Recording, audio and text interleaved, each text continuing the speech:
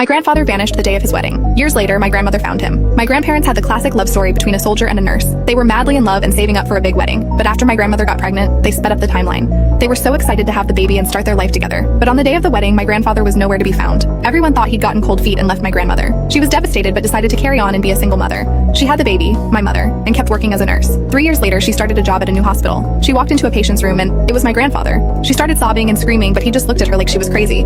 Turns out he'd been in a horrible car accident the night before the wedding and suffered a severe head injury. When the police found him, he had no ID and no memory of who he was. He'd been in the hospital for long-term psychiatric care ever since. He didn't recognize my grandmother, but she said, "I'll make him remember." Every day she read him letters she wrote to him while he was in the service, and sang the song that was supposed to be their first dance.